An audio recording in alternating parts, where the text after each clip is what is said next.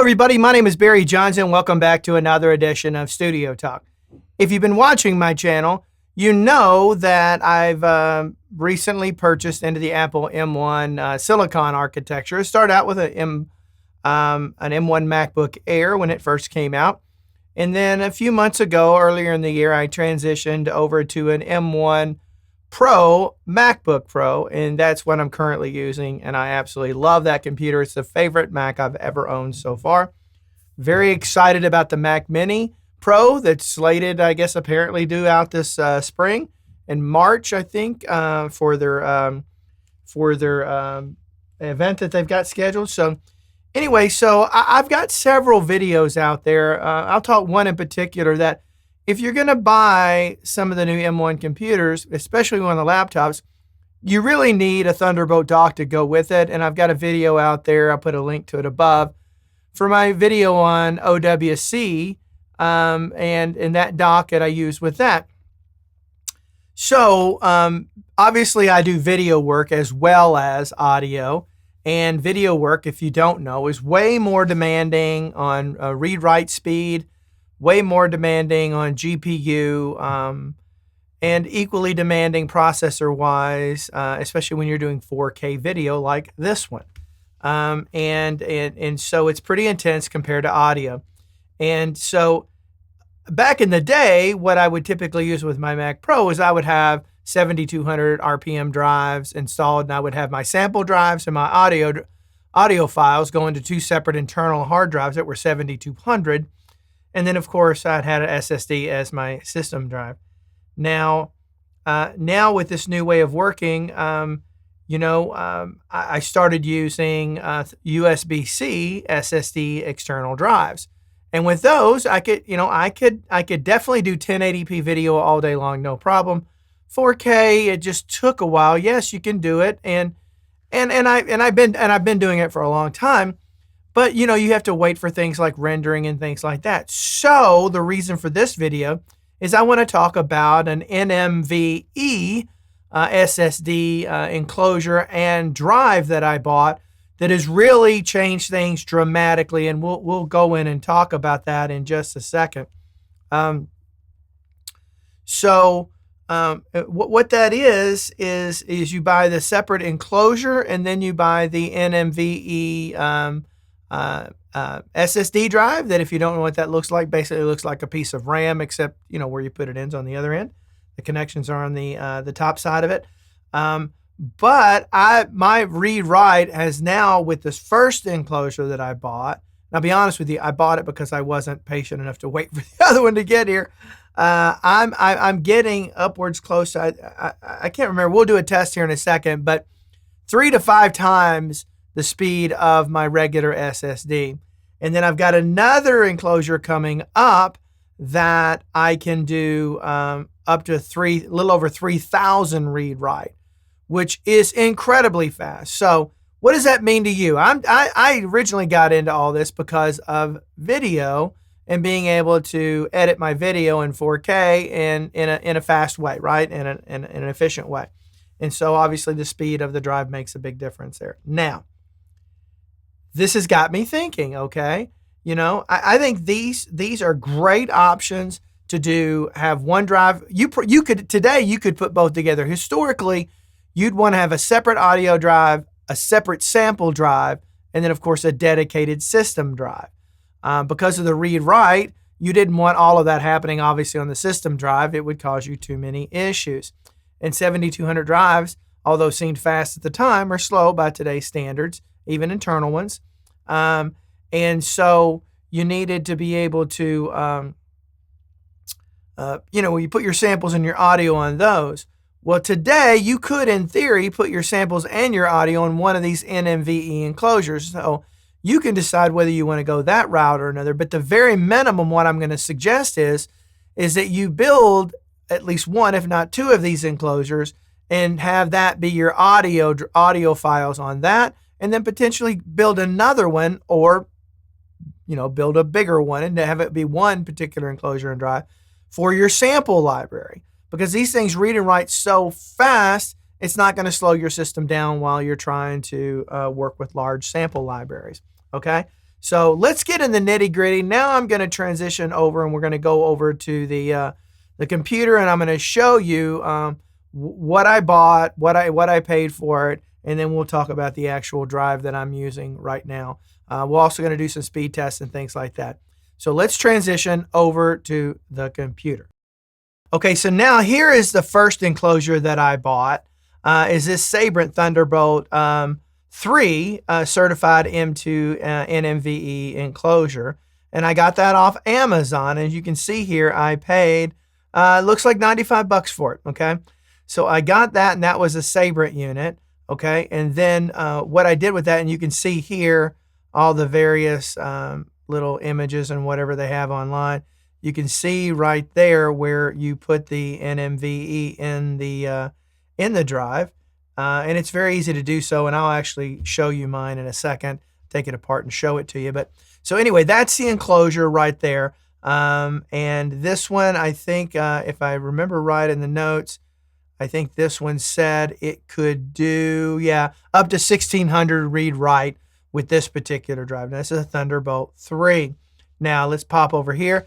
And this is the SSD, the NVMe SSD 4.0 Gen 4. That's important. You got to make sure you get the right generation of SSD, and you'll want to do your research on that depending on when you do it.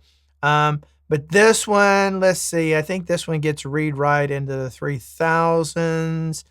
Let me find that here somewhere.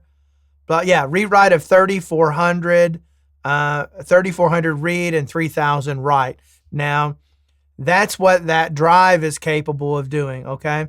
So before I ordered these two, I ordered this drive, and I didn't realize it was going to take this long, and I actually had to have it shipped from China.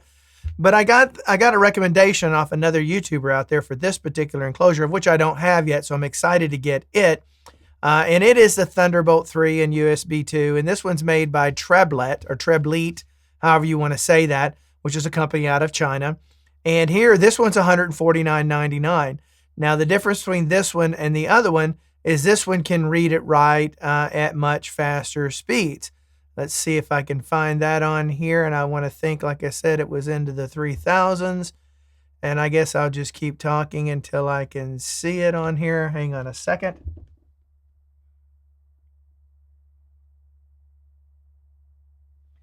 Yeah, I'm sorry, I got that wrong. So this can do speed up to 2700 read-write over Thunderbolt 3. Now, this will not work Thunderbolt 2. It's got to be 3 or above. Pretty soon, some Thunderbolt 4 enclosures are going to start to hit the market, and that's going to open that up even a heck of a lot more. Okay? So, again, what I'm currently using for all of this stuff is this Sabrent, however you say that, Sabrent, along with this particular, this is a 1 terabyte for me. If I was doing my sample library, I'd go for 2 terabytes probably, and maybe even up to 4, just to kind of give myself some space to grow and everything later on.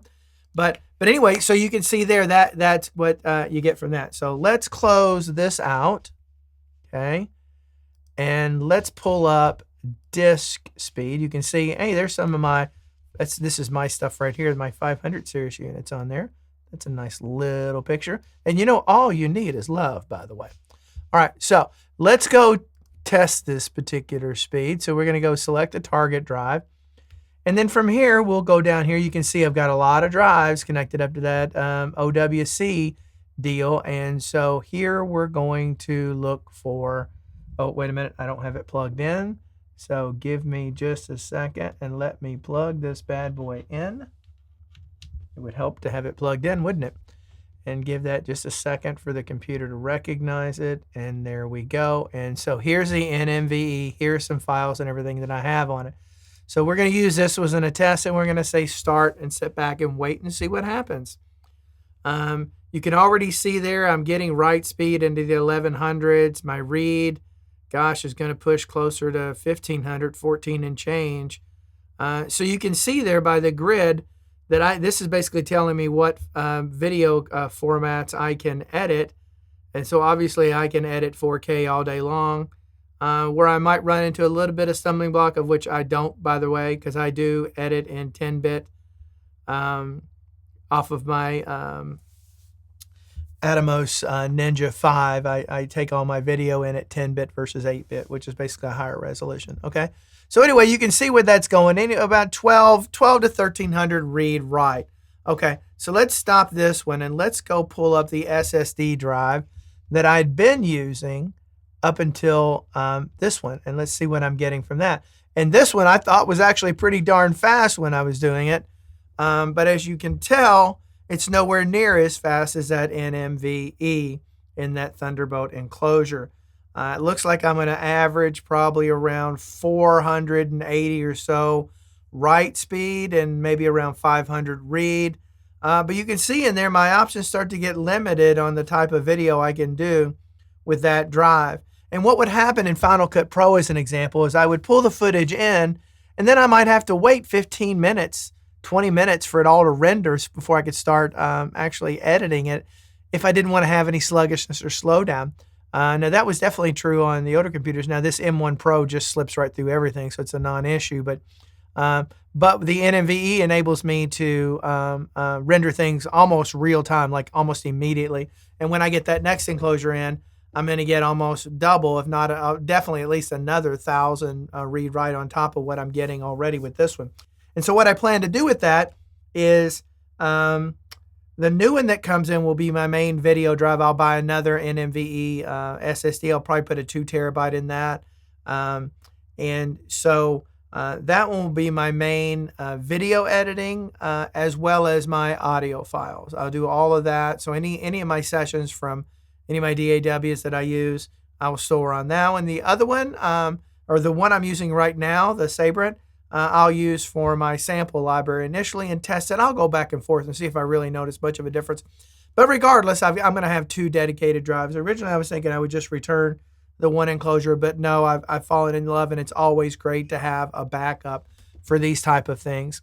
So, these things are pretty exciting. They can make life a lot faster, a lot quicker. And there you go. So let me stop this screen recording from being done. And okay, so now you've kind of seen what's going on there. So look into this stuff. I think it's pretty cool stuff at the end of the day. And I definitely thought this was worthy of a video. So if you like the things I talk about on this channel, do me a favor, hit that like button, that subscribe button, that notification bell. Helps me grow the channel. Really appreciate that. I'm trying to push up to 10,000. Been at this 7 months, and things are going pretty well for me, and I'm very happy, and I appreciate all of you. So until next time, have all of you have a great freaking day. And it's Super Bowl Sunday, so I'm going to watch football a little bit later. Hope you have fun. Bye-bye.